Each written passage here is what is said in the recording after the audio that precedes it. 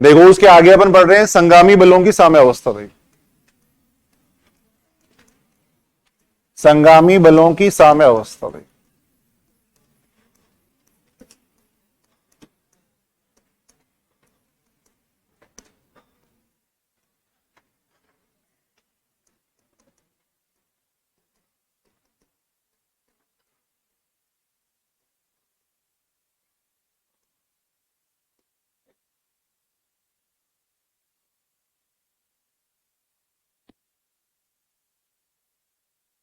संगामी बलों की साम्य अवस्था। देखिए संगामी बल का मतलब क्या होता है? एक कण पे लगने वाले बल। संगामी बल का मतलब शॉर्ट में अगर अपन बात करें तो मतलब होता है एक कण पर लगने वाले बल। संगामी बल का मतलब है एक कण पर लगने वाले बल।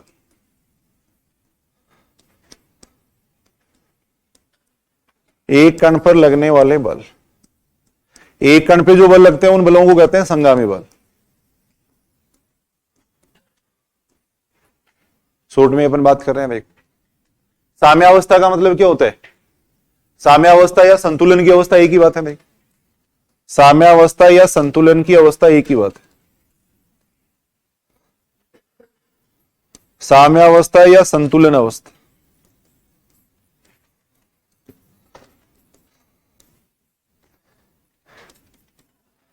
साम्यावस्था या संतुलन की अवस्था का मतलब क्या है? देखो एक कण पे कई बल लग रहे हैं तब उन बलों का परिणामी शून्य होना। देख अगर सभी बलों का परिणामी अगर 0 है तब उसको अपन कहेंगे संतुलन की अवस्था। देख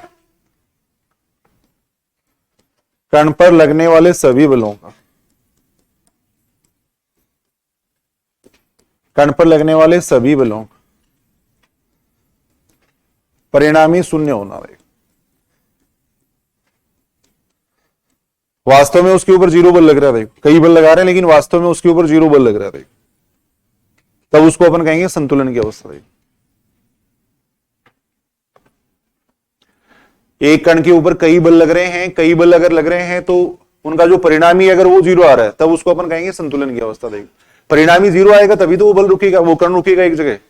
तो यहां जैसे इसकी बात अपन करें, इस पेन के ऊपर बल लगा रहे हैं अपन, ऐसे बल लगा रहे हैं। देखो ये यहां रुका हुआ है, संतुलन की अवस्था में रुका हुआ है। देखो संतुलन की अवस्था में यही यहां कब रुकेगा?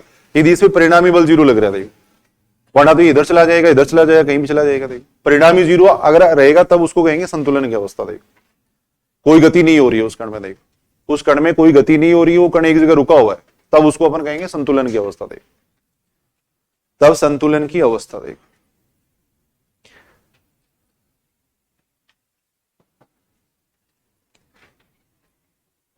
वही कल अपन जो बात कर रहे थे, ये प्रतिक्रिया बल लगते हैं सभी चीजों पे। देखो कोई भी एक चीज अगर रुकी हुई है एक जगह तो इसका मतलब जैसे ये भी बोर्ड की अपन बात करें या इस कैमरे की बात करें, किसी की बात करें। देखो अगर मान लो इस पे जो प्रतिक्रिया बल लग रहा है वो गुरुत्वाकर्षण से अधिक हो जाता तो ये नीचे की तरफ चला जाता, रुकता ही नहीं यहाँ पे। देखो तो वही अपन बात करें संतुलन की अवस्था का मतलब परिणामी बल शून्य होना। देखो परिणामी बल शून्य होना उसको अपन कहेंगे संतुलन की अवस्था। देखो इसके अंदर अपन देखो वैसे तो 2-3 नियम अपन पढ़ रहे हैं। देखो अपन ये पढ़ रहे हैं कि एक कण पे कई बल लगते हैं। देखो तो वो संतुलन की अवस्था में कब कब रहेगा। देखो यानी वो जो कण है वो संतुलन की अवस्था में कब कब रह सकता है। देखो तो उसके लिए अपन पढ़ेंगे बल त्रिभुज नियम पढ़ेंगे, एक बल बहुभुज नियम होता है वो अपन पढ़ेंगे। देखो एक लैम्डा म्यू थ्योरम होती है वो अपन पढ़ेंगे, एक लामी थ्योरम होती है। देखो जो कि वेरी इंपॉर्टेंट है, उससे एक क्वेश्चन 100% पूछा जाता है। देखो तो पहले अपन बल बहुभुज नियम और बल त्रिभुज नियम देख रहे हैं, वैसे इसके अंदर लामी प्रमेय उसी से क्वेश्चन आता है। लामी प्रमेय है वो इंपॉर्टेंट है, उसी से क्वेश्चन होंगे। देखो वो अपन आगे पढ़ेंगे। देखो अभी तो पहले अपन बात करें देखो बल त्रिभुज नियम के। देखो बल त्रिभुज नियम के, देखो ये तो नियम है, थोड़े याद करने हैं। देखो बल त्रिभुज नियम,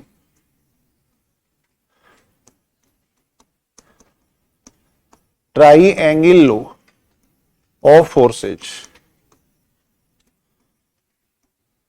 बल त्रिभुज नियम। देखो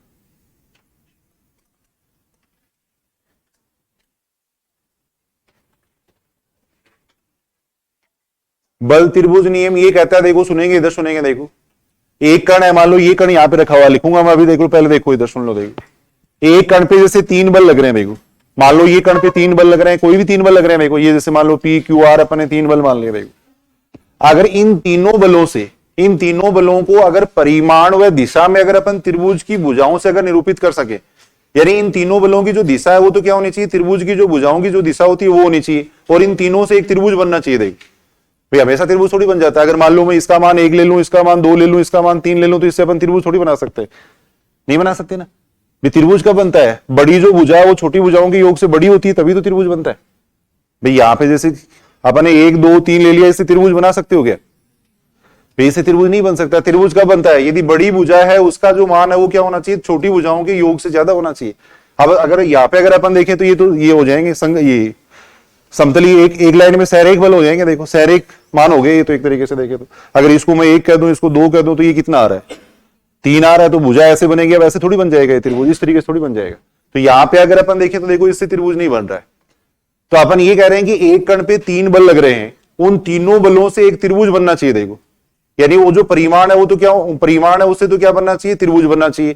और बलों की जो दिशा है वो क्या होनी चाहिए, त्रिभुज की भुजाओं की दिशा होनी चाहिए। देखो तब वास्तव में उस कण पे जो बल लगेगा वो कितना आएगा, 0 आएगा। देखो यानी उन तीनों बलों का परिणामी बल है वो कितना आता है, 0 आता है। देखो दोबारा सुनेंगे, देखो एक कण के ऊपर 3 बल लग रहे हैं। देखो उन तीनों बलों से अगर अपन एक त्रिभुज बना सकते हैं, और उन बलों की जो दिशा है वो त्रिभुज की भुजाओं के अनुदिश होनी चाहिए। देखो तब वो जो परिणामी मान आता है उसका मान वो हमेशा कितना आता है, 0 आता है। देखो परिणामी जो मान आएगा वो हमेशा कितना आएगा, 0 आएगा। देखो लिखो एक बार मैं बताता हूं। देखो बल त्रिभुज नियम, यदि एक कण पर क्रियाशील, यदि एक कण पर क्रियाशील, यदि एक कण पर क्रियाशील 3 बल,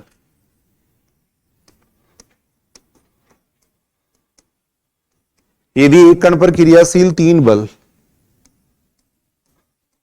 परिमाण व दिशा में, परिमाण व दिशा में त्रिभुज की कर्मागत भुजाओं से, त्रिभुज की कर्मागत भुजाओं से निरूपित किए जा सके,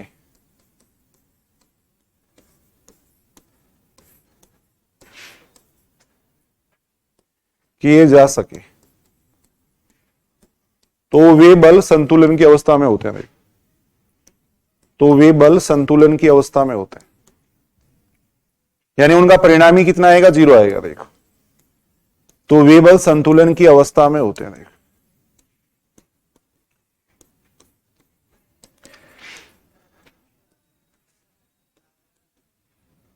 तो वे बल संतुलन की अवस्था में होते हैं। देखो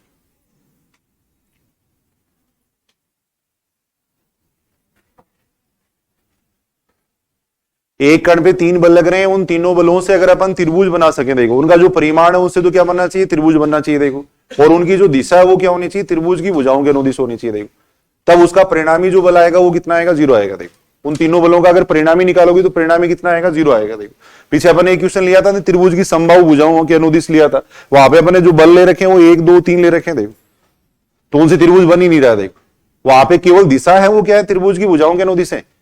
पीछे जो अभी अपने क्वेश्चन किया था 1 न्यूटन 2 न्यूटन और 3 न्यूटन का जो बल दे रखे थे वो समबाहु त्रिभुज की भुजाओं के अनुदिश दे रखे थे, तो वहां केवल दिशा अपने को दे रखी थी। भाई वहां त्रिभुज की भुजाओं के अनुदिश केवल अपने को दिशा दे रखी थी, परिमाण भुजाओं के बराबर नहीं था। अगर परिमाण भी भुजाओं के बराबर होता, तो अगर परिमाण से अगर एक त्रिभुज बनता होता तो फिर आर का मान कितना आता, वहां पे 0 आता था। इस बात को समझ रहे हो क्या। देखो उस क्वेश्चन के अंदर अपने देखा था, पीछे एक क्वेश्चन किया था, 1 न्यूटन 2 न्यूटन और 3 न्यूटन के जो बल है वो समबाहु त्रिभुज की भुजाओं के अनुदिश क्रियाशील है। तो वहां केवल जो डायरेक्शन थी वो समबाहु त्रिभुज की भुजाओं के अनुदिश थी, जो डायरेक्शन थी वो समबाहु त्रिभुज की भुजाओं के अनुदिश थी, परिमाण वो त्रिभुज के अनुसार नहीं था। क्योंकि अपन देख रहे हैं 1 2 3 से अपन त्रिभुज बना ही नहीं सकते। अगर 1 2 3 से त्रिभुज बन जाता, ये जो मान दे रखे इनसे अगर त्रिभुज बन जाता तो वहां भी परिणामी 0 आता। देखो वहां भी परिणामी मान कितना आता, 0 आता। देखो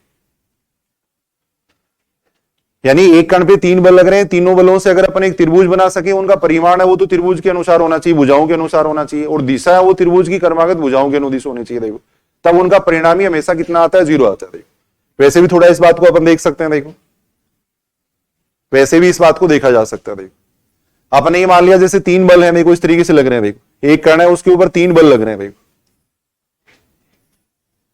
इसको अपने कह दिया O कह दिया, इसको A कह दिया, इसको B कह दिया। देखो एक बल ऐसे लग रहा है, P बल अपने ऐसे मान लिया, Q बल अपने ऐसे मान लिया। देखो और R बल अपने ऐसे मान लिया। देखो बल तो यहां पे लग रहे हैं, इनको अपन दिखा यहां पे रहे हैं। देखो एक कण है उसके ऊपर यहां पे बल लग रहे हैं, P ऐसे लग रहा है, Q ऐसे लग रहा है, R ऐसे लग रहा है। देखो अब इन तीनों बलों को अपन यहां दिखा रहे हैं। देखो अब इन तीनों बलों को अगर अपन जोड़ते हैं तो जोड़ कितना आ रहा है। देखो इन तीनों बलों को अगर अपन योग करेंगे तो योग का मान कितना आएगा। देखो P plus Q plus R को अपन P को लिख सकते हैं, क्या लिख सकते हैं, OA लिख सकते हैं। देखो Q को अपन क्या लिख सकते हैं, AB लिख सकते हैं। देखो और R को अपन क्या लिख सकते हैं, BO लिख सकते हैं। देखो ये लिख सकते हैं। देखो ऐसे लिखा जा सकता है। देखो अब अपन देखो सदिश त्रिभुजों के सदिश योग का एक नियम जानते हैं। देखो सदिश योग का जो त्रिभुज नियम है उसके अनुसार अगर अपन देखें तो OA प्लस AB किसके बराबर होता है, विपरीत दिशा में तीसरी भुजा के बराबर होता है। देखो दो सदिशों का ये सदिशों के जो त्रिभुज योग का जो नियम है उससे अपन जानते हैं। देखो ये सदिश और ये सदिश इन दोनों का जो योग आएगा वो किसके बराबर आएगा, विपरीत क्रम में तीसरी भुजा के बराबर आएगा। देखो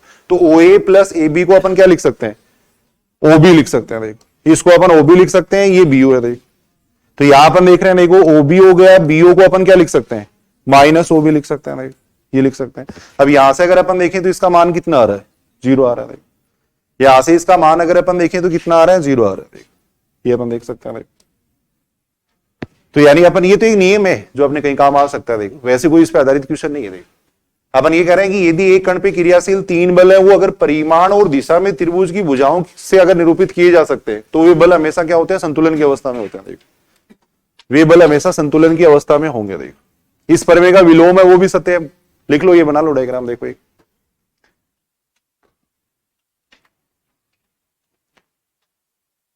आगे एक थ्योरम आएगी, लामी थ्योरम, वो अपन देखेंगे। देखो 3 बल इस तरीके से लग रहे हैं। देखो इसके ऊपर Q तो ऐसे लग रहा है। देखो और R बल है वो ऐसे लग रहा है। देखो कण यहां रखा हुआ है। देखो कण है वो यहां रखा हुआ है। देखो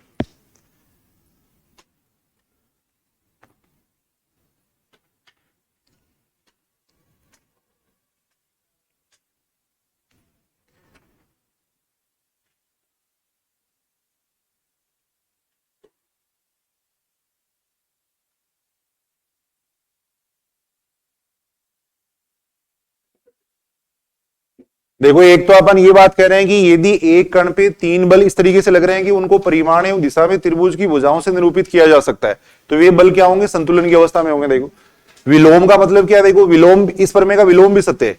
विलोम सत्य होने का मतलब यदि 3 बल अगर संतुलन की अवस्था में तो उन तीनों को अपन त्रिभुज की क्रमागत भुजाओं से निरूपित कर सकते हैं। देखो परिमाण एवं दिशा में त्रिभुज की क्रमागत भुजाओं से निरूपित किया जा सकता है। देखो यानी इस थ्योरम का उल्टा भी सही है। यदि 3 बल संतुलन की अवस्था में है तो उनसे अपन एक त्रिभुज बना सकते हैं हमेशा। देखो उनसे हमेशा एक त्रिभुज बन जाएगा। देखो ये अपन कह सकते हैं।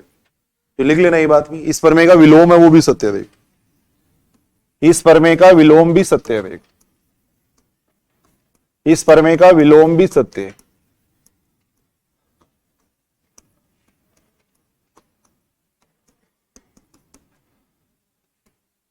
अर्थात अपन ये कह सकते हैं यदि 3 बल संतुलन की अवस्था में है। देखो यदि 3 बल संतुलन की अवस्था में है, 3 बल संतुलन की अवस्था में है, संतुलन की अवस्था में है,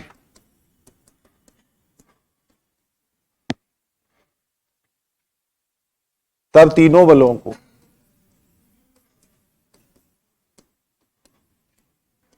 परिमाण व दिशा में, परिमाण व दिशा में त्रिभुज की क्रमागत भुजाओं से निरूपित किया जा सकता है। त्रिभुज की क्रमागत भुजाओं से निरूपित किया जा सकता है, से निरूपित किया जा सकता है।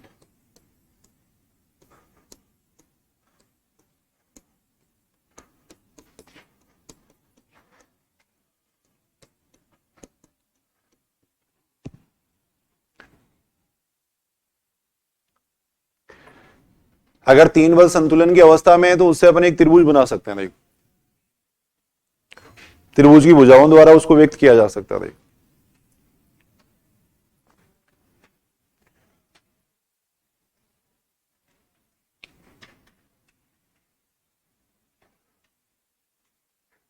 दोनों तरफ अपन ये बात कह सकते हैं। देखो अगर 3 बल हैं, एक कण पे 3 बल लग रहे हैं, उनसे अगर एक त्रिभुज बन रहा है तो वो तीनों बल क्या होंगे, संतुलन की अवस्था में होंगे। देखो उल्टा अपन ये कह सकते हैं कि 3 बल अगर संतुलन की अवस्था में है तो उनसे अपन एक त्रिभुज बना सकते हैं। देखो उनसे एक त्रिभुज बन सकता है। देखो जैसे ये क्वेश्चन है अपन देख रहे हैं, देखो ये क्वेश्चन दे रखा है, छोटा सा क्वेश्चन है, वैसे ही क्वेश्चन ये दे रखा है, एक कण पर क्रियाशील, एक कण पर क्रियाशील, एक कण पर क्रियाशील तीन बल, 12 न्यूटन, 5 न्यूटन और 13 न्यूटन है। देखो यदि ये बल संतुलन की अवस्था में है, देखो यदि ये बल संतुलन की अवस्था में है, यदि ये बल संतुलन की अवस्था में है,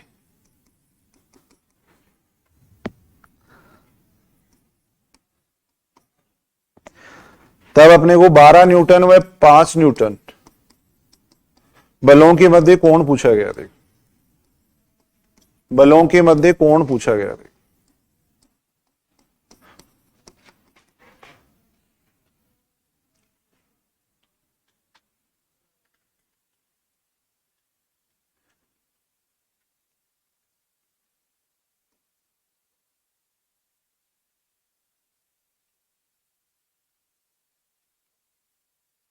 ये दे रखा है, देखो एक कण पे क्रियाशील तीन बल है, वो संतुलन की अवस्था में है। देखो तो अभी अपन बात कर रहे थे, यदि बल संतुलन की अवस्था में होते हैं तो जो त्रिभुज नियम पड़ा है उसके अनुसार अपन ये कह सकते हैं कि इनसे एक त्रिभुज बन सकता है। देखो इनसे एक त्रिभुज बन सकता है। देखो तो पहली बात तो अपन ये कह रहे हैं, देखो क्योंकि बल है वो संतुलन की अवस्था में है। देखो बल यहां अपने को दे रखे हैं, संतुलन की अवस्था में दे रखे हैं।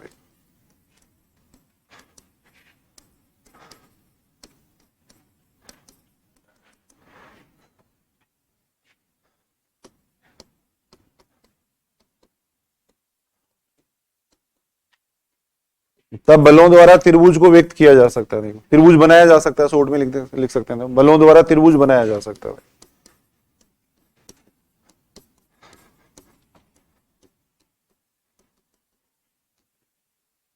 अब देखिए इन तीनों बलों से कैसा त्रिभुज बनेगा, बताओ। देखिए भाई परिमाण दे रखा है, ये भुजाओं का अपने को भुजाओं की लंबाई दे रखी है, 12, 5 और 13 तीन भुजाओं की लंबाई दे रखी है। तो भुजाओं की लंबाई अगर इतनी हो तो त्रिभुज कैसा बनता है, बता सकते हो आप लोग ये बात? अपन ये बात जानते हैं, देखो 2D के अंदर बात भी करते हैं, वहां पर 2D के अंदर अपन बात भी करते हैं। देखो ये बात करते हैं, देखो सुनेंगे, इधर सुनेंगे। देखो अपन ये देखते हैं, देखो अगर ये जैसे मान लो 3 बिंदु दे रखे हैं अपने को, तो ये तीनों बिंदु कैसा त्रिभुज बनाएंगे, ऐसा वहां पे अपन एक आर्टिकल पढ़ते हैं। देखो अगर ये तीनों दूरियां बराबर होती हैं, दो बिंदुओं के बीच की दूरी निकालते हैं, अगर तीनों दूरी बराबर होती है तब तो बनता है समबाहु त्रिभुज, तब तो बनता है समबाहु त्रिभुज। अगर दो दूरी बराबर होती है तब क्या बनता है, समद्विबाहु त्रिभुज बनता है। और वहां पर एक बात ये करते हैं कि बड़ी दूरी का वर्ग, अगर बड़ी दूरी का वर्ग अगर बराबर होता है छोटी दूरियों के वर्गों के योग के, छोटी दूरियों के वर्गों के योग के बराबर होता है, तब क्या बनता है, समकोण त्रिभुज बनता है। 2D के अंदर अपन एक बात करते हैं, देखो बड़ी दूरी का वर्ग अगर छोटी दूरियों के वर्गों के योग के बराबर होता है तब क्या बनता है, एक समकोण त्रिभुज बनता है। तो यहां अपन देख सकते हैं, देखो 12, 5 और 13 दे रखा है। देखो अपने को 12, 5 और 13 अपने को दे रखा है। देखो ये सामान्य सा क्वेश्चन है, वैसे ही नॉर्मल क्वेश्चन। अब अपन देख रहे हैं, देखो 12 का स्क्वायर अगर अपन करें, देखो 12 का स्क्वायर करें प्लस 5 का स्क्वायर करें तो कितना आएगा, 100 गुणेत्र हो जाएगा ना। और 100 गुणेत्र को अपन लिख सकते हैं 13 का स्क्वायर लिख सकते हैं। तो यहां अपन ये देख सकते हैं, देखो छोटी दूरियों के वर्गों का योग, छोटी दूरियों के वर्गों का योग, छोटी दूरियों के वर्गों का योग, छोटी दूरियों के वर्गों का योग बराबर आ रहा है किसके, बड़ी दूरी के वर्ग के बराबर आ रहा है। देखो बराबर आ रहा है बड़ी दूरी का वर्ग, इसके बराबर आ रहा है। छोटी दूरियों के वर्गों का योग है वो बराबर आ रहा है बड़ी दूरी का वर्ग। देखो शॉर्ट में अपन कह रहे हैं इस बात को। देखो तो इसका मतलब कैसा त्रिभुज बनेगा, ये समकोण त्रिभुज बनेगा। देखो इसका मतलब इस त्रिभुज है वो समकोण त्रिभुज होगा। देखो समकोण होगा। देखो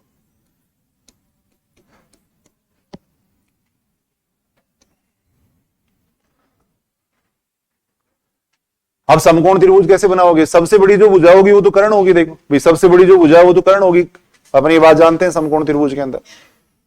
तो यहां अपन देख रहे हैं, इसको मान लो 5 कह सकते हैं, इसको अपन 12 कह सकते हैं, देखो इसको अपन 13 कह सकते हैं। देखो सबसे बड़ी जो भुजा होगी वो कर्ण होगी। देखो इनको अपने 5 और 12 कह दिया। देखो अब ये देखो 5 और 12 के बीच में कोण कितना आएगा, 5 और 12 के बीच में कोण कितना आ जाएगा, 90 डिग्री आएगा या नहीं। तो ये तो समकोण बनाने वाली भुजा होगी। देखो समकोण बनाने वाली भुजा यही तो हो जाएंगे, देख ये हो जाएंगे। तो 12 न्यूटन और 5 न्यूटन के मध्य कोण कितना आएगा? 90 डिग्री आएगा। देख सही है या नहीं ये बात? ये सामान्य सा क्वेश्चन था, कोई वैसे क्वेश्चन नहीं है, ऐसे एक छोटा सा क्वेश्चन दे रखा था। तो यहां पर देख रहे हैं, देखो इनके दोनों के मध्य कोण कितना आ जाएगा? देखो 90 डिग्री आएगा। देखो यही तो पूछा गया था अपने को, 12 न्यूटन व 5 न्यूटन के बलों के मध्य कोण पूछा गया। देखो तो 12 न्यूटन व 5 न्यूटन के बलों के मध्य कोण कितना हो जाएगा? बलों के मध्य कोण हो जाएगा 90 डिग्री हो जाएगा। कोण होगा 90 डिग्री। ये अपन देख रहे हैं, ए बी का स्क्वायर प्लस बी सी का स्क्वायर बराबर आ रहा है ए सी का स्क्वायर। देखो तो बी जो ये जो शीर्ष है ना, वहां पे क्या बनेगा? इसका समकोण बनेगा। देखो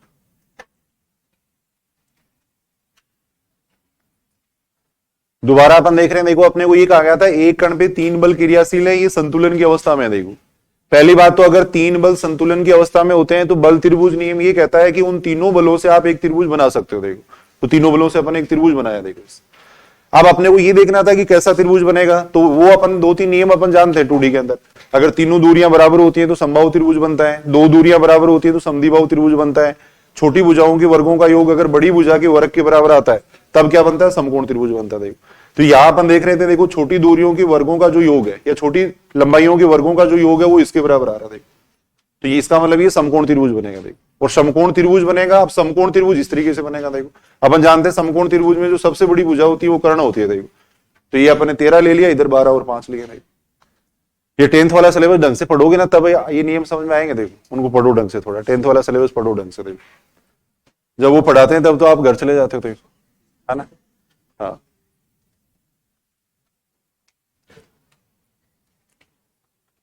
उसके बाद में देखो एक बल बहुभुज नियम है। देखो बल बहुभुज नियम, बल बहुभुज नियम, बल बहुभुज नियम, polygon law of forces, law of forces, बल बहुभुज नियम।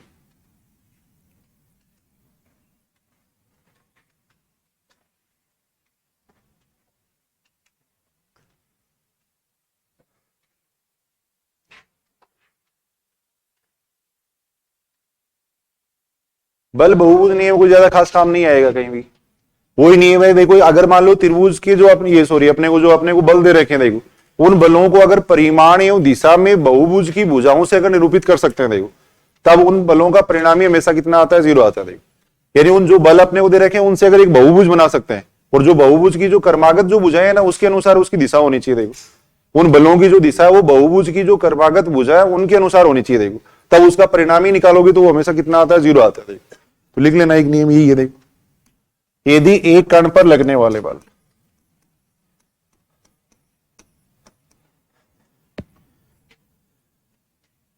यदि एक कण पर लगे बल परिमाण व दिशा में, देखो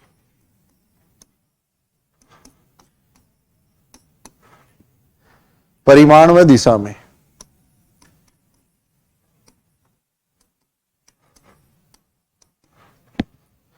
बहुभुज की कर्मागत भुजाओं से, देखो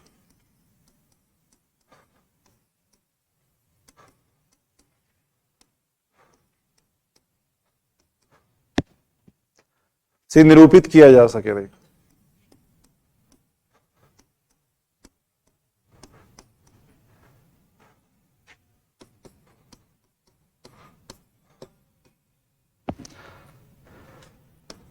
तो वे बल क्या होते हैं? साम्यावस्था में होते हैं। तो वे बल साम्यावस्था में होते थे, साम्यावस्था में होते, संतुलन की अवस्था में होते नहीं।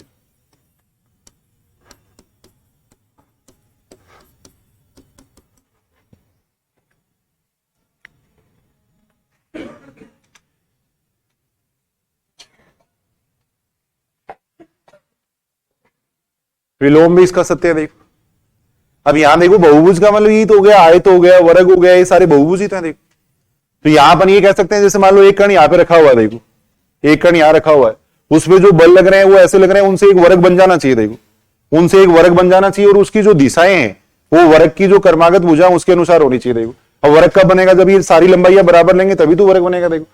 तो आपने मान लिया कि जैसे इस पे 2 न्यूटन का बल लग रहा है, ऐसे भी 2 न्यूटन का बल लग रहा है, ऐसे भी 2 न्यूटन का बल लग रहा है, ऐसे भी 2 न्यूटन का बल लग रहा है, और ऐसे भी 2 न्यूटन का बल लग रहा है, देखो। तो इसका परिणाम ही अगर निकाल के देखोगे तो वो 0 आएगा, देखो। एक कण यहां रखा हुआ, उसके ऊपर ऐसे बल लग रहे हैं, देखो। इसकी जो दिशा है ना उसके अनुसार बल लग रहे हैं, देखो। इधर भी मान लो 2 न्यूटन का बल लग रहा है, इधर भी इस पे 2 न्यूटन का बल है, इधर भी 2 न्यूटन का बल है, और इधर भी 2 न्यूटन का बल है। तो परिणामी बल कितना आएगा, 0 आएगा, देखो। बल बहुभुज नियम से अपन ये बात कह सकते हैं, देखो। ऐसे ही अपन आयत की बात कर सकते हैं, देखो। बात समझ रहे हो क्या? भी जो बल लग रहे हैं ना कण के ऊपर, जो बल लग रहे हैं उनकी जो दिशा है वो तो क्या होनी चाहिए, वर्ग की जो कर्मागत भुजा उनके अनुसार होनी चाहिए, और उनके जो परिमाण है उनसे क्या बनना चाहिए, वर्ग बनना चाहिए, देखो। अब वर्ग कब बनेगा, जब सभी बल बराबर लेंगे तभी तो बनेगा। उनके परिमाण से वर्ग बनना चाहिए, परिमाण से वर्ग का मतलब ये दूरियां बराबर होनी चाहिए, देखो, तभी वर्ग बनेगा, देखो। ये लंबाइयां बराबर होंगी तब जो परिमाण है उस वो क्या होना चाहिए, इनकी लंबाइयों के बराबर होना चाहिए, देखो। तो सारी लंबाइयां अगर बराबर होंगी तभी वर्ग बनेगा, देखो। तो एक कण पे अगर इस टाइप से अगर बल लग रहे हैं तो उसका परिणाम ही हमेशा 0 आएगा, देखो। ऐसे आयत की बात कर सकते हो आप भी, ऐसे अगर बल लग रहे हैं, मान लो आयत बन रहा है उनसे, देखो। मान लो इधर अपन ने ले लिया 1 न्यूटन का बल ले लिया, इधर अपन ने ले लिया 2 न्यूटन का बल ले लिया, देखो। इधर अपन ने 1 न्यूटन का बल ले लिया, और इधर अपन ने ले लिया 2 न्यूटन का बल ले लिया, देखो। ऐसे एक कण पे बल लग रहे हैं, देखो। तो इनका परिणामी निकालोगे तो परिणामी कितना आएगा, 0 आएगा, देखो। इसका परिणामी कितना आएगा, 0 आएगा, देखो। यह आएगा, देखो। आयत के अंदर आमने सामने की भुजा बराबर होंगी या नहीं होंगी भाई, आयत के अंदर आमने सामने की भुजा बराबर होंगे, देखो। तो इनका परिणामी कितना आएगा, 0 आएगा, देखो। ये अपन कह सकते हैं, देखो। और वैसे भी आपस में एक दूसरे से संतुलित हो जाएंगे, देखो। अगर एक कण पे इस तरीके से बल लग रहे हैं, देखो, एक कण जैसे यहां पे रखा हुआ है, उस पे जैसे अपन ने मान लिया 1 न्यूटन का बल तो ऐसे लग रहा है, देखो। नीचे लिख देता हूं थोड़ा, वैसे भी तो संतुलित हो रहे हैं बल। यहां अगर अपन देखें, देखो, इसके अंदर यहां जैसे मान लो कोई कण रखा हुआ है, देखो। अब इसके ऊपर 1 न्यूटन का बल तो इधर लग रहा है, देखो। 2 न्यूटन का बल इधर लग रहा है, देखो। 1 न्यूटन का बल इधर लग रहा है, देखो। और 2 न्यूटन का बल इधर लग रहा है, देखो। तो आपस में संतुलित ही हो गए बल। परिणामी बल कितना आएगा, 0 आएगा, देखो। अब कोई चीज यहां पे उसको इधर भी इतने ही बल से खींचेंगे, इधर भी इतने ही बल से खींचेंगे, तो वास्तव में कितना बल लगेगा उसके ऊपर, 0 ही तो लगेगा। वास्तव में बल 0 लगेगा या नहीं लगेगा? इधर भी खींच रहे हैं, इधर भी खींच रहे हैं, बराबर खींच रहे हैं, देखो इसको। इधर भी बल लगा रहे हैं, इधर भी बल लगा रहे हैं, बराबर खींच रहे हैं, देखो। दिशा विपरीत है इनके, देखो। तो परिणामी वैसे ही 0 आएगा, देखो। तो बल बहुभुज नियम ये कहता है कि अगर मान लो जो बल की जो दिशाएं हैं वो तो क्या होनी चाहिए, बहुभुज की दिशाओं के अनुसार होनी चाहिए, और उनसे एक बहुभुज बनना चाहिए, देखो। अगर बहुभुज बनता है तो उसका परिणामी कितना आता है, 0 आता है। चाहे आयत हो, वर्ग हो, कोई भी आप ले सकते हो, देखो। तो वैसे क्वेश्चन करने के लिए कोई ज्यादा काम में नहीं आएंगे ये नियम, देखो। ये लिखो तो लिख लो थोड़ा सा, इसको इस तरीके से लिख लो, देखो, एक बार समझने के लिए।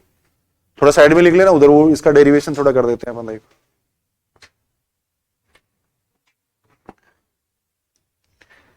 ये अपन कह रहे हैं कि इससे एक आयत बन रहा है, देखो, इस तरीके से। मान लो इधर 1 न्यूटन का बल लग रहा है, इधर 2 न्यूटन का बल लग रहा है, इधर 1 न्यूटन का बल लग रहा है, इधर 2 न्यूटन का बल लग रहा है, देखो। ऐसा अगर लग रहा है तो परिणामी कितना आएगा, 0 आएगा, देखो। परिणामी मान 0 आएगा, देखो। इस तरीके से एक कण पे बल लग रहे हैं, देखो।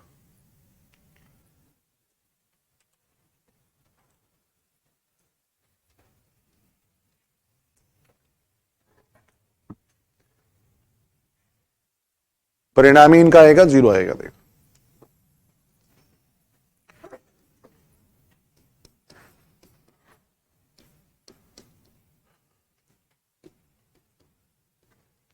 परिणामी मान इनका आ जाएगा, 0 आ जाएगा, देखो।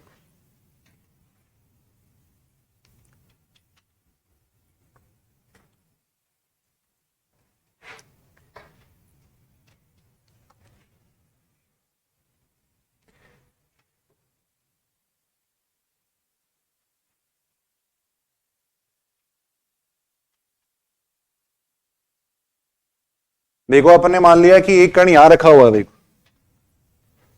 अब इसके ऊपर ऐसे बल लग रहे हैं, देखो। F1 बल तो ऐसे लग रहा है, देखो। कोई बहुभुज बना रहे हैं अपन, F2 बल ऐसे लग रहा है, देखो। F3 बल है वो ऐसे लग रहा है, देखो। ये डायरेक्शन है इसकी। F4 बल ऐसे लग रहा है, देखो। F5 बल ऐसे लग रहा है, देखो। F6 बल है वो ऐसे लग रहा है, देखो। ये बल लग रहे हैं, देखो। इसको अपन ने कह दिया ओ कह दिया, ए कह दिया, बी कह दिया, इसको सी कह रहे हैं, इसको डी कह रहे हैं, इसको अपन ई कह रहे हैं। देखो ई कह रहे हैं। अब इन सभी को अगर अपन जोड़ेंगे तो इनका योग कितना आएगा? 0 आएगा। देखो सभी को जोड़ के देख रहे हैं। देखो F1 plus F2 plus F3,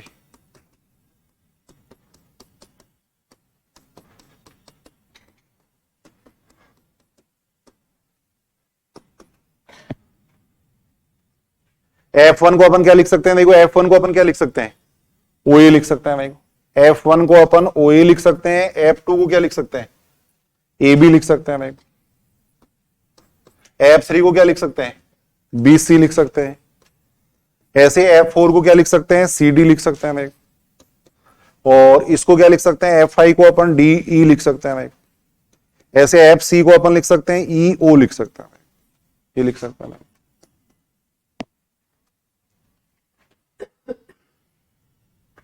अब एक तो सीधा नियम अपन जानते हैं। देखो सुनेंगे इधर सदिशों के योग में अपन ने पढ़ा था। देखो अगर इन सभी सदिशों का योग करें अपन, यहां तक अगर योग करें तो किसके बराबर आएगा बताओ? जितना विस्थापन होता है उसके बराबर योग आता है सदिशों का। हमेशा जितना विस्थापन होता है उसके बराबर हमेशा योग आता है। वैसे आप कर सकते हो भाई। देखो OA प्लस AB को अगर जोड़ेंगे तो वो किसके बराबर आएगा? OB के बराबर आएगा। आएगा या नहीं? सदिशों के जो त्रिभुज नियम है, सदिशों के योग का जो त्रिभुज नियम है, उससे अपन ये बात कह सकते हैं OA प्लस AB किसके बराबर होता है? विपरीत क्रम में OB के बराबर आएगा। देखो ऐसे OB के बराबर आएगा। देखो फिर अपन इन दोनों त्रिभुजों को जोड़ेंगे, इसके बराबर आएगा। बाकी वहां भी अपन एक बहुभुज नियम पढ़ते हैं। बहुभुज नियम से सीधा भी अपन ये बात कह सकते हैं। देखो इन सभी सदिशों को अगर यहां तक अपन जोड़ेंगे तो यहां तक का जो योग आएगा वो किसके बराबर आएगा? जितना विस्थापन हुआ उसके बराबर आएगा। देखो यानी O से A पे जाएंगे, A से B, B से C, C से D, D से E। अगर इन सब का योग देखें तो वो OE के बराबर आएगा। आएगा या नहीं आएगा? लिखते ना, वहां भी तो अपने बात की थी। तो इसका जो मान आता है सीधा मैं लिख दूं, इसका मान देखो यहां से यहां तक का जो मान आएगा वो किसके बराबर आएगा? OE के बराबर आएगा। देखो और प्लस ये EO है। देखो तो इसका मान कितना हो जाएगा? 0 हो जाएगा। देखो इसका मान आएगा 0 आएगा। देखो इन सबको अगर अपन जोड़ेंगे, O से लेके E तक जोड़ेंगे तो इसका मान कितना आएगा? OE के बराबर आएगा। और ये EO है, तो दोनों को अगर अपन जोड़ेंगे विपरीत दिशा होगी तो 0 आ जाएगा। तो बल बहुभुज नियम ये कहता है कि यदि कण पर लगने वाले बलों को बहुभुज की भुजाओं से अगर निरूपित किया जा सकता है, परिमाण एवं दिशा में बहुभुज की भुजाओं से अगर निरूपित किया जा सकता है, तो वो बल क्या होते हैं? साम्य अवस्था में होते हैं।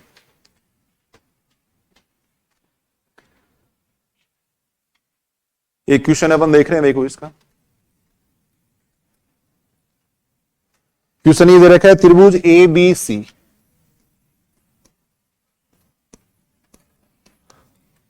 त्रिभुज ABC की भुजा, त्रिभुज ABC की भुजा AB और AC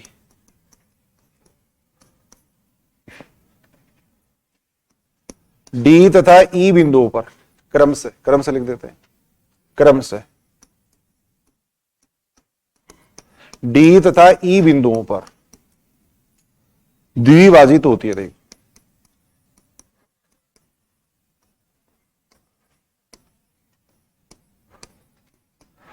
ई बिंदुओं पर द्विभाजित होती है। देखो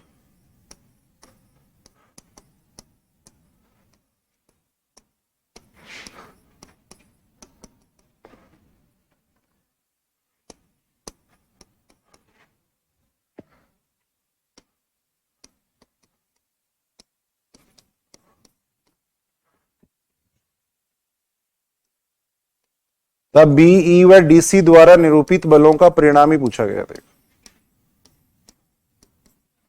बलों का परिणामी पूछा गया। देखो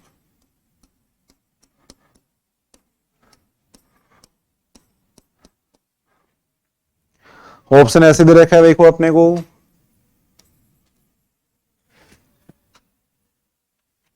2BC दे रखा है। देखो 1/2BC दे रखा है, 3/2BC दे रखा है। ऐसे ऑप्शन दे रखे हैं।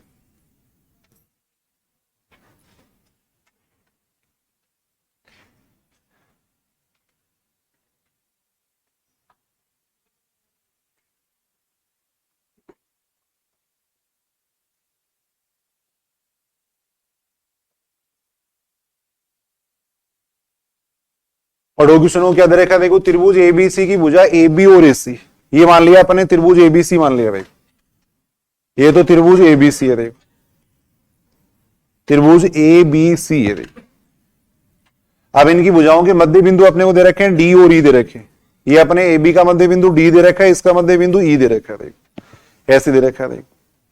फिर अपन बात कर रहे हैं किसकी बात कर रहे हैं, देखो आगे क्या दे रखा है, त्रिभुज एबीसी की भुजा ए बी और ए सी के जो मध्य बिंदु दे रखे हैं वो ये दे रखे हैं देखो।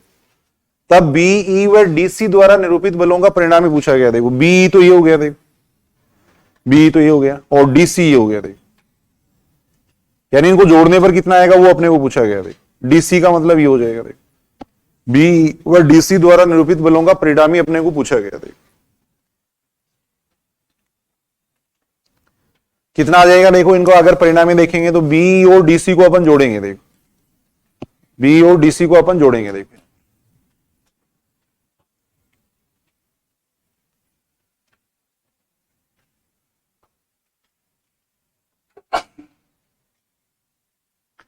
बीई को अपन क्या लिख सकते हैं देखो, बीई। वैसे अगर अपन देखें तो त्रिभुज नियम से बीई को क्या लिखा जा सकता है देखो, बीई है, इसको अपन लिख सकते हैं देखो बीसी प्लस सी लिख सकते हैं देखो, इसको लिखा जा सकता है बीसी प्लस सी लिखा जा सकता है देखो। बीसी प्लस लिख रहे हैं अपन, सीई लिख रहे हैं देखो। इसको समीकरण नंबर 1 कह दिया देखो, ये कह दिया नहीं।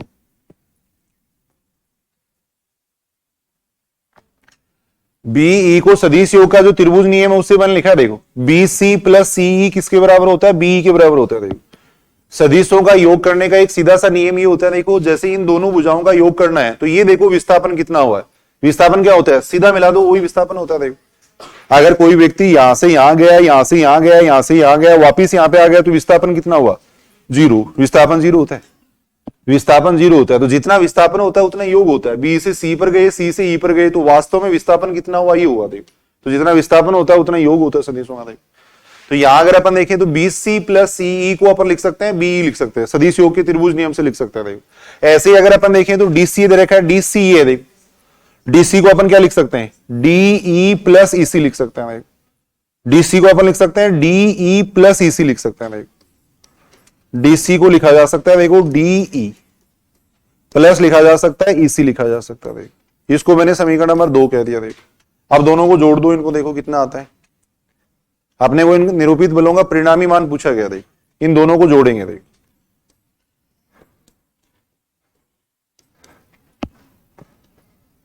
बीई और डीसी का परिणामी अपने को पूछा गया देखो, इन दोनों को अपन जोड़ रहे हैं देखो। बीई का मान कितना आ जाएगा, बीई का मान है देखो बीसी प्लस सी प्लस कितना है देखो डी प्लस ईसी है देखो। दोनों के मान रख दिए मैंने देखो, बी का मान रख दिया और इसका मान रख दिया देखो, ये रखा देखो। अब यहां से कितना आ रहा है देखो अपने पास, बीसी प्लस डीई आ रहा है देखो, प्लस आ रहा है सीई आ रहा है देखो। इसी को अपन क्या लिख सकते हैं, माइनस सीई लिख सकते हैं। दिशा अगर चेंज करेंगे तो चिन्ह भी चेंज हो जाएगा देखो, इसका दिशा अगर चेंज करेंगे तो चिन्ह भी चेंज हो जाएगा देखो, ये दे रखा देखो।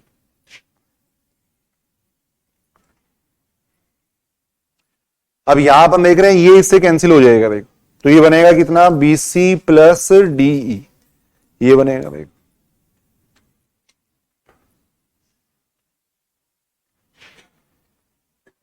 अब अपन एक नियम जानते हैं देखो, जैसे ये त्रिभुज है देखो, सुनेंगे इधर, ये मान लो ए है, ये बी है, ये सी है देखो। ये इसकी भुजाओं के मध्य बिंदु दे रखे हैं, डी और ई दे रखे हैं देखो। तब इस डी का मान कितना आता है, त्रिभुज की भुजाओं के मध्य बिंदुओं को मिलाने वाली जो भुजा है वो शेष जो भुजा होती है उसके समांतर होती है और उसकी आधी होती है देखो। त्रिभुज की दो भुजाओं के मध्य बिंदुओं को मिलाने वाली जो भुजा होती है वो तीसरी भुजा के समांतर होती है और उसकी आधी होती है देखो। ऐसा अपन नियम जानते हैं देखो, लिख लो ये बात। त्रिभुज की भुजा, त्रिभुज की भुजाओं की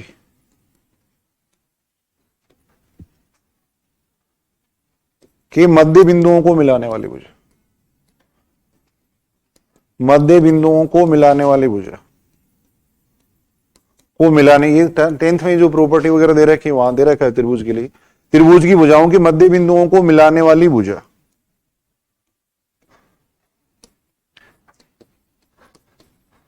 शेष भुजा के समांतर,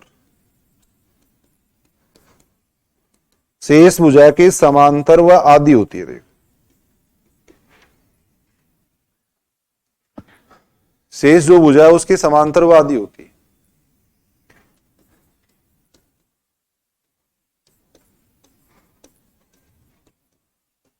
तो यहां अपन ये कह सकते हैं, देखो डी ई है वो किसके बराबर आएगा, 1/2 BC के बराबर आएगा। डी बराबर 1/2 BC लिख सकते हैं। देखो तो यहां आ जाएगा, देखो BC प्लस डी को अपन लिख सकते हैं 1/2 BC लिख सकते हैं। तो यहां से आ जाएगा 3/2 BC आ जाएगा, ये आ जाएगा, ये इसका आंसर आएगा।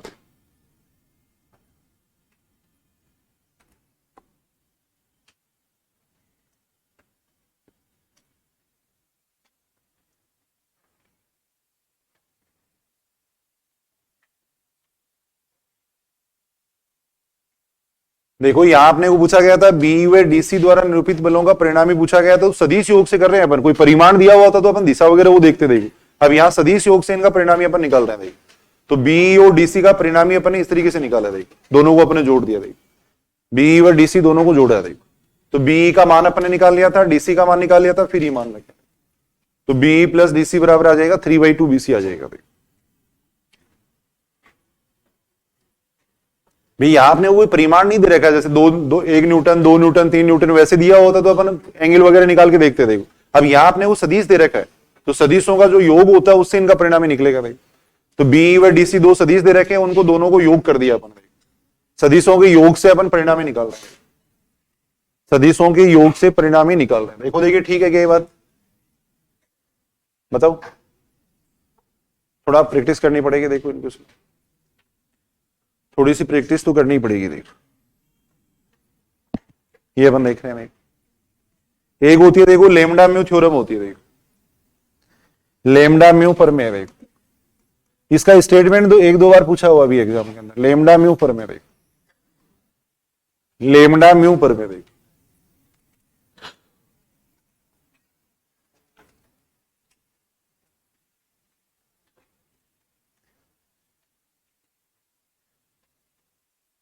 देखो सुनेंगे, इधर सुनेंगे सारे, एक बार सुन लो। देखो पहले इधर लेमडा म्यू थ्योरम क्या कहती है। देखो एक कण यहां रखा हुआ है, देखो इस कण पे एक बल तो ऐसे लग रहा है। देखो एक बल तो ऐसे लग रहा है, देखो इसको मैंने ओ कह दिया, इसको ए कह रहा हूं। देखो ओ ए के अनुदिश लग रहा है। देखो इस बल को अपने कह दिया लेमडा ओ ए कह दिया। देखो जहां लेमडा तो इसका परिमाण है, जो बल लग रहा है उसका परिमाण तो लेमडा हो गया, दिशा हो गई ओ ए हो गई। देखो फिर एक कण पे बल लग रहा है, देखो म्यू ओ भी लग रहा है। देखो यहां मैंने इस बिंदु को बी कह दिया, इधर जो बल लग रहा है वो मान लिया अपन ने म्यू ओ बी लग रहा है। म्यू तो इसका परिमाण हो गया और ये इसकी दिशा हो गई। तब इन दोनों बलों का जो परिणामी आएगा वो उसका क्रिया बिंदु मान लिया अपन ने। जैसे इसको एक रेखा मान ली, ये भी मैंने ऐसे मान ली। देखो ये रेखा, यहां इसका परिणामी मान लिया अपन ने। देखो ये परिणामी है, देखो इसका परिणामी का क्रिया बिंदु ये, इसका परिणामी मान लिया अपन ने, आर मान लिया। देखो एक कण पे 2 बल लग रहे हैं, एक तो ऐसे लग रहा है, एक ऐसे लग रहा है। देखो इन दोनों का जो परिणामी बल आएगा वो ओसी के अनुदिश आएगा। देखो वो बल ओसी के अनुदिश आएगा। देखो और वो हमेशा कितना आता है, लेमडा प्लस म्यू ओसी के बराबर आता है। इसके बराबर आएगा। देखो यानी इन दोनों बलों का जो परिणामी बल आएगा वो किसके बराबर आएगा, लेमडा प्लस म्यू ओसी के बराबर आएगा। देखो ओसी तो दिशा होगी, लेमडा प्लस म्यू इसका परिमाण हो गया। देखो जहां पे बिंदु सी है वो इस प्रकार होगा। देखो बिंदु सी है वो, सॉरी बिंदु सी है वो रेखा ए बी को देखो इस प्रकार से विभाजित करेगा कि ये तो जो दूरी है वो म्यू होगी और ये जो दूरी होगी वो लेमडा होगी। देखो यानी बिंदु सी है वो इस रेखा को म्यू अनुपात लेमडा में विभाजित करेगा, अंत विभाजित करेगा। देखो बिंदु सी जो है वो किस प्रकार होगा इस रेखा के ऊपर, देखो ए बी जो रेखा है इसके ऊपर किस तरीके से होगा, देखो म्यू अनुपात लेमडा में इसको अंत विभाजित करेगा बिंदु सी। देखो जैसे मान लो यहाँ 2 ले रहे हो आप, यहाँ पे 3 ले रहे हो। देखो तो ये जो दूरी है वो तो 3 होगी, ये दूरी 2 होगी। क्रिया बिंदु तो इसका परिणामी का यहाँ पे आएगा। देखो और परिणामी का जो मान आएगा वो इसके बराबर आएगा। देखो लेमडा प्लस म्यू ओसी के बराबर आएगा। देखो ये सिद्ध भी कर सकते हैं अपन ये बात। देखो बना लो डायग्राम पहले, लेमडा म्यू थ्योरम होती है। देखो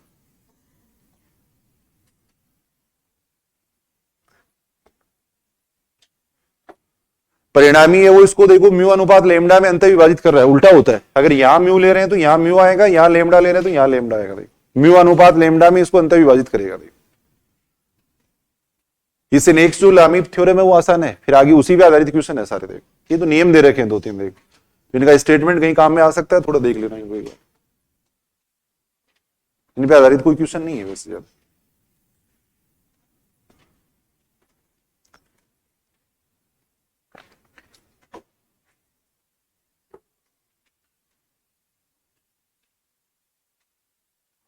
इन दोनों बलों का परिणामी निकाल रहे हैं देखो अपन, इन दोनों बलों का जो परिणामी आएगा वो इतना आएगा देखो, ये अपन कह सकते हैं देखो। तो वही सदिश योग काम में लेंगे अपन। देखो यहां पर प्रूफ इसका अपन देख रहे हैं। देखो OA को अपन क्या लिख सकते हैं, सुनेंगे जल्दी से थोड़ा। देखो OA को अपन क्या लिख सकते हैं, देखो ये OA, OA को अपन क्या लिख सकते हैं, OC प्लस CA लिख सकते हैं। OA को अपन लिख सकते हैं OC प्लस CA, ऐसे लिखा जा सकता है। देखो इसको समीकरण नंबर मैंने 1 कह दिया। देखो ये नहीं,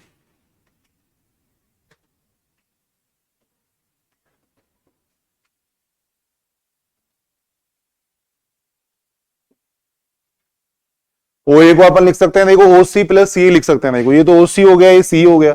ऐसे ही अपन OB को क्या लिख सकते हैं, OB को क्या लिख सकते हैं, OC प्लस CB लिख सकते हैं। सदिश योग की त्रिभुज नियम से ऐसा लिखा जा सकता है भाई, ऐसे लिखा जा सकता है भाई। अब इसको देखो, अपने को इसका मान निकालना है, इन दोनों का परिणामी बल निकालना है। देखो तो ये समीकरण नंबर 1 को तो मल्टीप्लाई कर दो लेमडा से, देखो, और 2 को मल्टीप्लाई कर दो म्यू से, देखो, और जोड़ दो इसको। देखो समीकरण नंबर 1 को लेमडा से मल्टीप्लाई कर देंगे, 2 को म्यू से मल्टीप्लाई कर देंगे और जोड़ देंगे। देखो तो कितना आएगा, देखो lambda OA plus mu OB, ये आएगा। देखो लेमडा OA का मान रख दिया। देखो OA का मान हो गया OC plus CA plus mu से गुणा कर दिया मैंने OB का मान हो गया OC प्लस CB, ये हो गया। देखो इतना आ जाएगा, ये आएगा। देखो अब यहां पर देख रहे हैं, देखो लेमडा OC वाली जो स्टेप है, OC वाली जो स्टेप है उनको मैं एक जगह लिख रहा हूं। देखो ये लिख रहा हूं, देखो सही है बात। और यहां पर देख रहे हैं ये कितना आ जाएगा, देखो लेमडा CA प्लस हो जाएगा म्यू CB। इसको एक बार समीकरण नंबर कह दिया अपन ने 3, समीकरण नंबर 3 कह दिया। देखो इससे आगे एक स्टेप और लिख दो, या चलो आगे लिख देंगे। इसको समीकरण नंबर 3 कह दिया। देखो इसको कहा अपन ने समीकरण नंबर 3। देखो अब जो परिणामी का क्रिया बिंदु देखो C है, वो इस प्रकार है कि ये जो दूरी और ये दूरी दोनों का अनुपात दे रखा है, वो अपने को म्यू अनुपात लेमडा दे रखा है। देखो तो अपन लिख रहे हैं, देखो परिणामी का क्रिया बिंदु, परिणामी का क्रिया बिंदु, परिणामी का क्रिया बिंदु C इस प्रकार है कि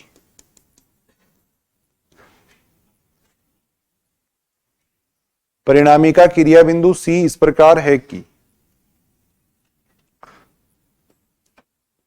CA अपॉन CB ये किसके बराबर दे रखा है, म्यू अपॉन लेमडा के बराबर दे रखा है। इसके बराबर दे रखा, यहां से आ जाएगा लेमडा CA बराबर आ जाएगा किसके, म्यू CB के। देख ये आ जाएगा, देख लेमडा CA बराबर आ गया म्यू CB। देख ये बात ठीक है क्या, देखो देखिए यहां सुनेंगे। देखो इसकी जो दिशा है, CA की जो दिशा है वो तो ये दिशा है, और इसकी CB की जो दिशा है वो ये दिशा है। देखो CA की जो दिशा है वो तो ये दिशा हो गई, और CB की दिशा ऊपर हो गई, CB की दिशा ऊपर है। देखो ये देख, अब सारे इधर सुनेंगे। देखो लेमडा CA और म्यू CB दोनों आपस में बराबर है। देखो लेमडा CA और म्यू CB दोनों आपस में बराबर है, लेकिन दोनों की दिशा विपरीत है, और दिशा विपरीत है तो इन दोनों का जो योग आएगा वो कितना आएगा, देखो 0 आएगा। देखो दोनों की दिशा विपरीत होने के कारण ये जो स्टेप है वो 0 बन जाएगा। देखो सही है बात भाई, CA की जो दिशा है वो तो ये हो गई, और CB की दिशा ये हो गई। देखो तो लेमडा CA और म्यू CB अगर अपन बात करें तो दोनों बराबर है। देखो दोनों बराबर है, लेकिन दिशा विपरीत है। देखो तो यहां मैं लिख रहा हूं, देखो लेमडा CA बराबर म्यू CB, परंतु दिशा विपरीत है। देखो परंतु दिशा विपरीत है। देखो दिशा विपरीत है। देखो और दिशा विपरीत है तो इन दोनों का योग कितना हो जाएगा, देखो lambda CA plus mu CB, इसका योग कितना आएगा, 0 आएगा। देखो इसको समीकरण नंबर 4 कह दिया। देखो इसको समीकरण नंबर 4 कहा। देखो अब ये समीकरण नंबर 4 अपन समीकरण नंबर 3 में काम में ले रहे हैं। 3 व 4 से, देखो 3 व 4 से देखो कितना आ जाएगा, देखो lambda OA plus mu OB, ये देखो 3 व 4 से देखो कितना आ जाएगा, लेमडा प्लस म्यू OC के बराबर आ जाएगा। ये अपने को बताना था। देखो यहां से अपन देख रहे हैं, देखो ओसी मैंने कॉमन ले लिया इसमें से, देखो ओसी इसमें से कॉमन लिया।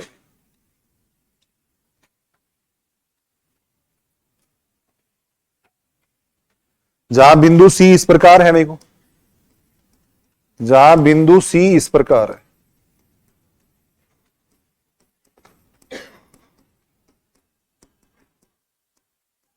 जहां बिंदु सी इस प्रकार है कि लेमडा सी बराबर है म्यू सी, ये कंडीशन साथ में लेनी पड़ेगी, देखो तभी इसका मान इतना है, ये अपन कह सकते हैं। ये अपने कंडीशन अप्लाई की तभी इन दोनों का योग है वो इसके बराबर आ रहा है।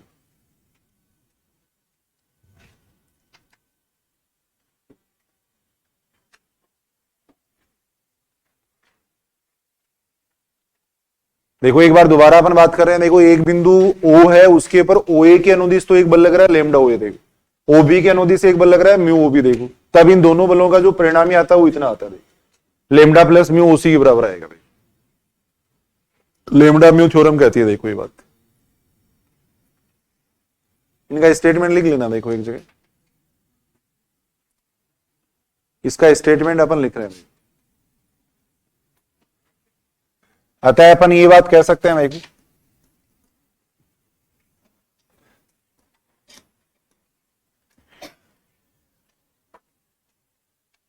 अतः यदि O पर लगे बल, यदि O पर OA तथा OB के अनुदिश, अतः यदि O पर OA तथा OB के अनुदिश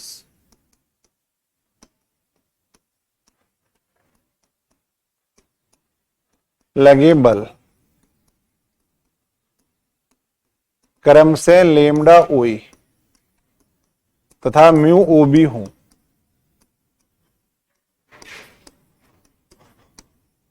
तो परिणामी बल है वो बराबर होता है लेमडा प्लस म्यू OC के बराबर होता है। जहां बिंदु C इस प्रकार है,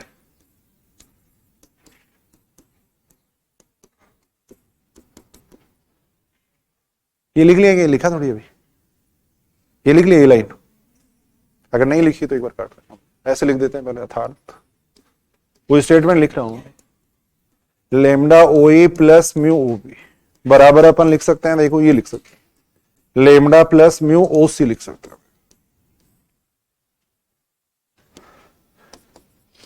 जहां बिंदु C इस प्रकार है, देखो जहां बिंदु C इस प्रकार है कि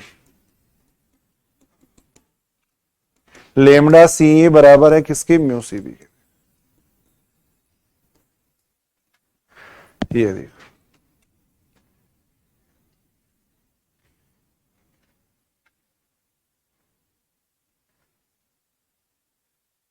ये अपन देख रहे हैं, देखो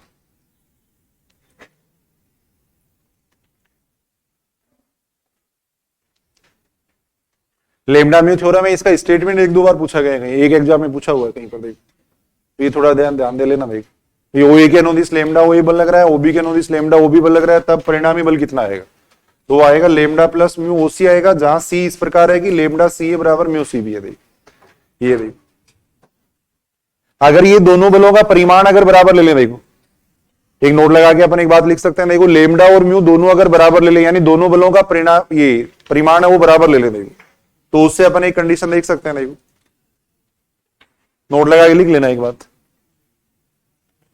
नोट लगा के एक बात लिख लेना, देखो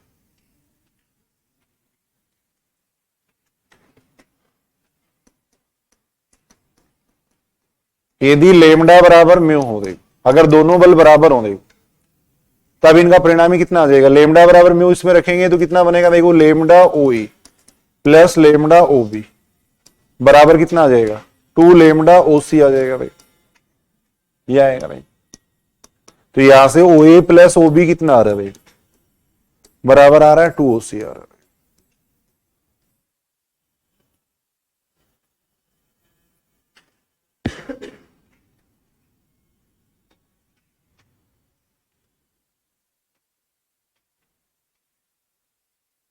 ये बात अपने पढ़ी थी, अगर आपको कहीं ध्यान में हो तो देखो, जब सदिश पढ़े थे वहां पे अपन एक बात की थी, देखो जैसे एक बिंदु O यहां पर है, देखो ये अपन एक रेखा AB ले रखी है, देखो ये रेखा ए बी ले रखी है देखो, यहां अगर एक बिंदु सी है देखो, अगर इसको अपन इससे मिला दें, इसको इससे मिला दें देखो, तो इन दोनों का जो योग आता है ओ ए प्लस ओ बी किसके बराबर होता है, ट्वाइस ओ सी के बराबर होता है देखो। वहां आपने बात की थी देखो, ओ ए प्लस ओ बी किसके बराबर होता है, ट्वाइस ओ सी के बराबर होता है। वहां सिद्ध भी की थी अपन ने बात, तो वही बात यहां देख रहे हैं अपन। अगर लेमडा और म्यू दोनों बराबर लेंगे तो ओ ए ओ बी को जोड़ेंगे तो इतना आएगा देखो, वहां भी पढ़ा था अपन ने देखो ये बात। इन दोनों का योग वैसे भी 2OC के बराबर होता है देखो। तो ये अपन पढ़ रहे थे देखो लेमडा म्यू पर में पढ़ रहे थे देखो। इससे आगे देखो लामी पर में, जो कि वेरी इंपॉर्टेंट है देखो, जो लामी पर में वो वेरी इंपॉर्टेंट है और उसी से क्वेश्चन पूछते हैं देखो। उस पर आधारित न्यूमेरिकल क्वेश्चन भी है देखो, ये तो नेम दे रखे थे, उस पर आधारित न्यूमेरिकल क्वेश्चन भी, और वो इंटरेस्टिंग क्वेश्चन भी होंगे। कल आप जरूर आ जाना भाई।